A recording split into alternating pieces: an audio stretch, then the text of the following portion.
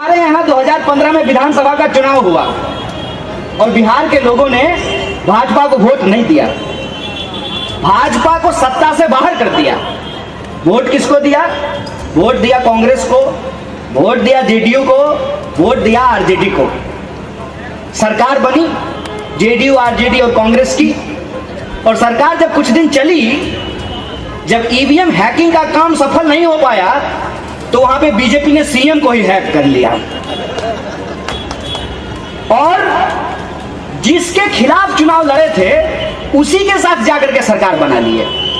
और ये सिर्फ बिहार में नहीं हुआ, अभी कर्नाटक में क्या हुआ? लोगों ने बीजेपी को वोट नहीं दिया, वोट दिया दूसरी पार्टियों को। लेकिन जो लोग दूसरी पार्टियों के टिकट से चुनाव लड़े, वो पैसा लेकर के भाजपा में शामिल हो गए। आपके राज्य में क्या हुआ? जो कल तक कहते थे कि मर जाऊंगा, शरद पवार का साथ नहीं छोड़ूंगा, वो उन्होंने कहा कि आप मर जाइए, मैं अमित शाह के पास जा रहा हूं। आप ऐसी परिस्थिति में भी यदि विचार नहीं करेंगे कि इस देश और लोकतंत्र के लिए क्या हो रहा है, मैं समझता हूं यह संकट की घड़ी है। आप सोचिए, अगर कोई प्राइवेट कंपनी में काम करता होगा लड़का, तो उसको मालूम होगा, कोई लड़की काम करती होगी उसको मालूम होगा कि प्राइवेट कंपनी में जब आप जॉब छोड़ने वाले होते हैं तो आपको 1 महीना पहले नोटिस देना पड़ता है। देना पड़ता है, नहीं देना पड़ता है? 1 महीना पहले आप नोटिस देते हैं कि हम जॉब छोड़ने वाले हैं। मकान किराए पे लेते हैं, रूम एग्रीमेंट बनवाते हैं। 11 महीने के रूम एग्रीमेंट के बाद क्या होता है कि आप छोड़ने से 1 महीना पहले मकान मालिक को बताएंगे कि हम आपका मकान छोड़ने वाले हैं। और यही बात मकान मालिक पर भी लागू होता है कि वो 1 महीना पहले बताएगा कि हम आपको मकान खाली कराने वाले हैं। लेकिन ये नियम नेताओं पे लागू नहीं होता है। शाम में एनसीपी के साथ, सुबह में बीजेपी के साथ, सुबह में बीजेपी के साथ, शाम में शिवसेना के साथ, शाम में शिवसेना के साथ, सुबह में अमित शाह के साथ, पता ही नहीं चलता है। ऐसी स्थिति में जो लोग विचारधारा के लिए वोट करते हैं, जो लोग चाहते हैं कि सचमुच समाज में बदलाव हो, उनके लिए आज सबसे बड़ा संकट क्या हो गया है कि वो यदि बीजेपी को हरा भी दे, क्या गारंटी को उस पार्टी में रहे? हो सकता है कि उसके घर पे ईडी आए, सुबह को ईडी का नोटिस आए, वो शाम को जो है बीजेपी का मेंबरशिप भर दे। ये हो रहा है कि नहीं हो रहा है देश में? इसीलिए 2 बात को समझना बहुत जरूरी है। एक, इस स्टेट असेंबली के इलेक्शन में स्टेट के मुद्दा को हम लोग कैसे चुनाव का विमर्श का हिस्सा बना सकते हैं, और दूसरा, वैसे लोगों के ऊपर हम अपना भरोसा जताएं जिन लोगों के साथ इस बात का कमिटमेंट हो, इस बात की प्रतिबद्धता हो कि वो मर जाएंगे लेकिन अपने ईमान से समझौता नहीं करेंगे, हिंदुस्तान से समझौता नहीं करेंगे। ये समझना बहुत जरूरी है। नहीं तो चुनाव में हार जाने के बाद भी भाजपा सरकार बना ले रही है। मैं नॉर्थ ईस्ट का एक उदाहरण आपको देता हूं। बीजेपी के पास 1 एमएलए था, 1 एमएलए। दूसरी पार्टियों के सारे एमएलए खरीद करके भाजपा ने अपना मुख्यमंत्री बना लिया 1 एमएलए के साथ। गोवा का सरकार जब बना था मनोहर पर्रिकर के समय में, तब आपने देखा कि किस तरीके से सरकार वहां पे बनी। कर्नाटक में किस तरीके से सरकार बनी, बिहार में किस तरीके से सरकार बनी, और ठीक चुनाव से पहले महाराष्ट्र में क्या हुआ? ऐसा लगा जैसे विपक्ष में बांध टूट गया हो और लोग जो है वो भाग रहे हों। ऐसी परिस्थिति पैदा हो गई। ऐसे में जो राजनीतिक मूल्य है, उन मूल्यों की रक्षा कौन करेगा? और आज उन मूल्यों को बचाना जरूरी है। और वो मूल्य क्या है? वो मूल्य ये है कि हिंदुस्तान की 70% आबादी, मैं 70% आबादी कहता हूं, अपने रोजी रोटी के लिए जूझ रही होती है। हर छोटी छोटी जरूरतों के लिए वो जूझ रही होती है।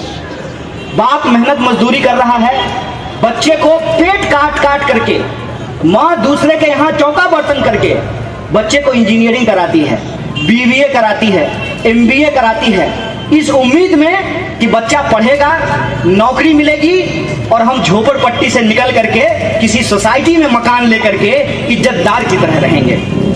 लेकिन ये सपना पूरा हो पाता है? क्योंकि एमबीए करने के बावजूद, इंजीनियरिंग करने के बावजूद आज लोगों के पास नौकरी नहीं है।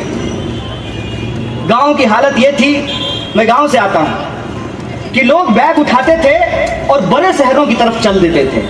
चलो मुंबई, चलो कलकत्ता, चलो दिल्ली, इस उम्मीद में कि वहां काम मिलेगा। आज बड़े शहरों की भी हालत यह है कि लगातार हर जगह लोगों को काम से निकाला जा रहा है।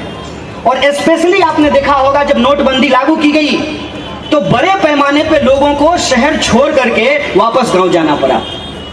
गांव में खेती ऑलरेडी तबाह हो चुकी है। किसान किसानी नहीं करना चाहता है। कोई किसान आज तक आपको अपनी जिंदगी में मिला है जो ये कहता हो बड़े गर्व से कि मैं अपने बेटा को किसान बनाना चाहता हूं? क्यों नहीं कहता है? आप सोचिए कि किसान किसानी नहीं करे, मजदूर मजदूरी नहीं करे, जिस लोकल ट्रेन पे चढ़ करके आप जाते हैं उसका ड्राइवर कहे कि हम ट्रेन ना चलाएंगे, जिस सड़क पे आप चलते हैं उसको साफ करने वाले सफाई कर्मी कहेंगे हम इसको साफ नहीं करेंगे, तो देश कैसे चलेगा? ये जो देश की सबसे बुनियादी काम करने वाले लोग हैं, जो रेडी पटरी पे दुकान लगाते हैं, टैक्सी चलाते हैं, ऑटो चलाते हैं, दुकानों में मजदूरी करते हैं, फैक्ट्रियों में मजदूरी करते हैं, ऑफिसों में काम करते हैं, घरों घर में घूम करके काम करते हैं, टिफिन पहुंचाने का काम करते हैं, ये लोग अगर काम नहीं करें तो देश कैसे चलेगा? लेकिन ये जो काम करने वाले लोग हैं, इनके मुंह से आप कभी सुने हैं कोई पकौड़ा तलने वाला आपको बोला है कि हमने अपने बेटे को पकौड़ा तलने वाला बनाएंगे? प्रधानमंत्री कहते हैं कि पकौड़ा तलना भी रोजगार है। पकौड़ा तलना भी रोजगार अगर है तो अमित शाह अपने बेटा का एक पकौड़ा का दुकान क्यों नहीं खुलवा देता है? उसको तो बीसीसीआई का सेक्रेटरी बना रहा है और हमको कह रहा है कि तुम्हारा बाप भी पकौड़ा तलता था, तुम भी पकौड़ा ही तलो। तुम्हारा बाप भी गटर में उतरता था, तुम भी गटर ही उतरो। तुम्हारा बाप भी खेती करता था, तुम भी खेती ही करो। हमारे पास करने के लिए कोई काम नहीं बचा है और हमारी स्थिति ऐसी कर दी गई है कि देश चलाते हैं हम और हमारे साथ ही कीड़े मकोड़ों जैसा व्यवहार होता है। बताइए, अगर मजदूर मजदूरी नहीं करेगा तो ये शहर चलेगा?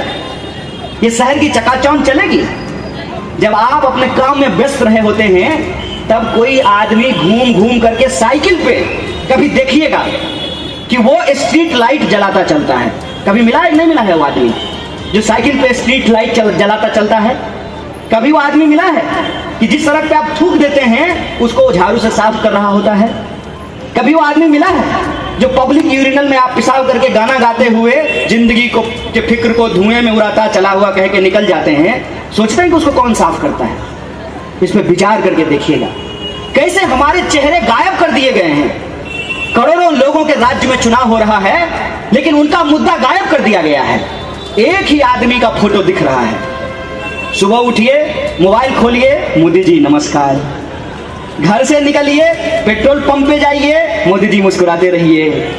ऑफिस पे जाने के लिए ट्रेन पे बैठिए, मोदी जी बोलेंगे हेलो। ट्रेन से उतरिए, स्टेशन से बाहर निकलिए, कहेंगे आपका स्वागत है दादर स्टेशन के बाहर। ऑफिस में पहुंचिए, नजर उठाइए तो आपका बॉस जो है भगवान की तरह उसका फोटो अपने सर के ऊपर लगाए हुए है। दिन रात एक आदमी का चेहरा आपको क्यों दिखाया जाता है? दिन रात एक आदमी का चेहरा आपको इसलिए दिखाया जाता है कि आपके सपने को उसके नाम पे खरीद लिया जाए। और आपका सपना क्या है? आपका सपना तो यही है ना कि मेहनत मजदूरी करने वाले का बच्चा भी एक दिन देश का प्रधानमंत्री बन सकता है। तो जब मेहनत मजदूरी करने वाला बच्चा एक दिन देश का प्रधानमंत्री बन सकता है तो हम भी एक दिन अंबानी बन सकते हैं। यही आप सोचते हैं ना? बने क्या? मेरा तो दादाजी भी सोचता था कि अंबानी बन जाए, फिर बाबूजी को भी लगता था कि अंबानी बन जाएंगे, हमको भी बहुत दिन तक लगते रहा कि अंबानी बन जाएंगे, बन तो नहीं पाए। आप गलत एम्बिशन जब लेकर के चलेंगे तो वो आप कभी नहीं पूरा कर सकते हैं। एक इंसान का एक ही एम्बिशन होना चाहिए कि ये मिट्टी हमारी है, ये देश हमारा है, ये देश जितना अमीरों का है ये देश उतना ही गरीबों और मजदूरों का भी है। क्या अधिकार हमको होना चाहिए? यह जो हमारा आत्मसम्मान का अधिकार है, उस आत्मसम्मान की रक्षा हम कर सकते हैं।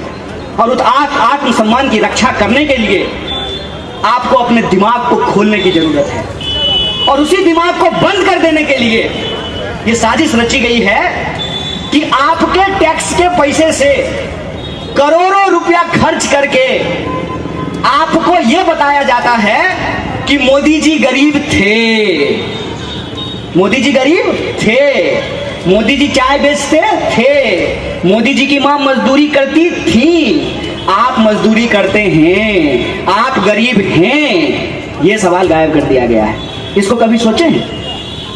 आपका पैसा लेकर के हजारों करोड़ खर्च करके आपको बताया जा रहा है कि मोदी जी बड़े गरीब आदमी थे, मोदी जी ईमानदार हैं, मोदी जी बहुत बहादुर हैं।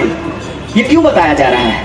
ये इसलिए बताया जा रहा है ताकि आपको ये ना पता चल सके कि इस बताने के प्रयास में बहुत कुछ छुपाने का प्रयास किया जा रहा है। जैसे आप एक चीज नोटिस किए, किसी कपड़ा के दुकान पे जाएंगे तो शीशा में जो बंद कपड़ा होता है वो बहुत सुंदर लगता है, और सामने से जब वो कपड़ा लेने लगेगा तो आपको उतना सुंदर नहीं लगेगा।